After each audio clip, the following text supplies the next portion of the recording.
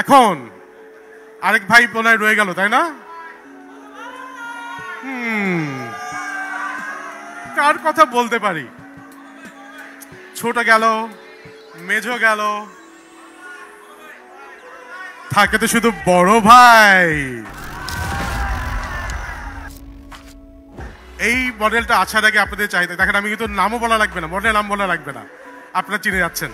এখন এই বড় ভাইকে না আমি অনেক খুঁজেছি, বড় ভাই কিন্তু আমার কাছে আছে। এখন আমি আজকে চাইলে দেখাতে পারতাম, আমি চাইলে বিক্রি শুরু করতে পারতাম, কিন্তু একটা কিন্তু আছে, কিন্তু আমি পরে বলছি। কিন্তু এই বড় ভাইকে আমি একটা লিচু বাগানে নিয়েছিলাম, এই লিচু বাগানে নেওয়ার পর থেকে আমি বড় ভাইকে খুঁজে পাচ্ছি না।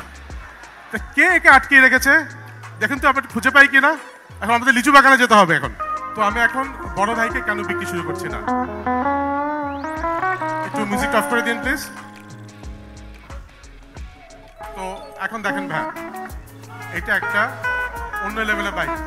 কনসোল থেকে মিউজিক অফ করে দিন প্লিজ একটু। এটা একেবারে অন্য লেভেলের বাইক, ঠিক আছে? এটার আপনার যে ধরনের সার্ভিস করতে হবে, আমার ওয়ার্কশপগুলোকে রেডি থাকতে হবে। আমার যেটা প্ল্যান ছিল, আপনি অরিজিনাল প্ল্যান বলছি, আমি 2 বছর আগে আমার একটা 210 সিসির একটা বাইক লঞ্চ করেছি, এক্সামার। অনেকে বলেন ফ্লপ বাইক, আমি মোটেও কথা বলবো রাখেন। জিজি আসছে, প্লিজ এটা অফ করেন। তো আমি যেটা দেখেছি, আপনার এই ধরনের বাইক যেগুলো আছে, ডুয়েল ক্যাম্প বাইক, এটা আপনার সব মেকানিকটা কাজ করতে পারে না।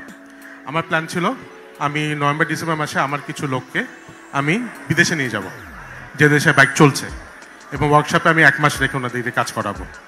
এটা আমার প্ল্যান ছিল। আনফর্চুনেটলি আমি ভিসা না হতে করতে পারছি না। এটা যখন হয়ে যাবে, আমি একটা ফুল রানিং বাইকে 1 মাসের ট্রেনিং দেওয়া মেকানিক না এনে আমি বাইকটা লঞ্চ করতে চাচ্ছি না।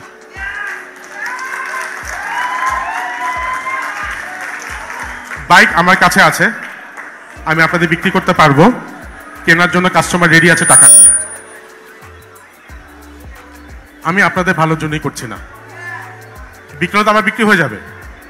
তো আপনারা একটু ধৈর্য ধরুন, আমি জানি অনেক সময় লেগে যাচ্ছে, তবে আমি একেবারে শিওর না থাকা পর্যন্ত আমি এটা বিক্রি করবো না। আর আমি আগে থেকে বলে রাখছি, বিক্রি হওয়ার সময় আপনারা দেখে নেবেন, এটা পুরো বাংলাদেশের সবগুলো ওয়ার্কশপে কাজ হবে না, এটা 8টা থেকে 12টা ওয়ার্কশপে কাজ হবে। লঞ্চের সময় আমি বলে দিব কোন ওয়ার্কশপে কাজ হচ্ছে ইনশাল্লাহ। আর এটার দাম কত হবে আমি অলরেডি অনেক ইঙ্গিত দিয়েছি অনেকগুলো গ্রুপে, এবং অনেক বুঝপাতাটা কিন্তু প্রাইস একেবারে এক্স্যাক্টলি বুঝে ফেলেছে কত হবে। আমি এখন কিছু বলছি না, লঞ্চের আগে আমি কোনো প্রাইস বলবো না। তো লঞ্চের দিনে আমি আপনাদের প্রাইস আমি অবশ্যই বলে দেবো, কিন্তু বুঝপাতা যারা আছে তারা অলরেডি বুঝে গেছেন আলহামদুলিল্লাহ। তো এই যে আপনার সার্ভিস ভালো দিতে হবে, এটার জন্য শুধু আপনার মেকানিক না বা ওয়ার্কশপকে আপডেট করতে হবে। ওয়ার্কশপও ভালো লাগবে, মেকানিকও ভালো লাগবে। আমরা এই ওয়ার্কশপটাকে আপডেট করেছি, আপনারা অনেক কথা দেখেন নাই। আমি এখানে কয়টা বে করেছি জানেন কেউ? আমি এখানে 30+4 বে করেছি। বেগুলোকে আমরা অল্প একটু দেখি। তো এই ছিল আজকের ভিডিওটি ভালো লাগলে লাইক দিন, চ্যানেলে নতুন হয়ে থাকলে চ্যানেল সাবস্ক্রাইব করে পাশেই থাকুন নিত্য নতুন বাইকের আপডেট সবার আগে পাওয়ার জন্য। ততদিন বন্ধু সুস্থ থাকুন, দেখা হচ্ছে পরবর্তী কোনো ভিডিওতে। আল্লাহ হাফেজ।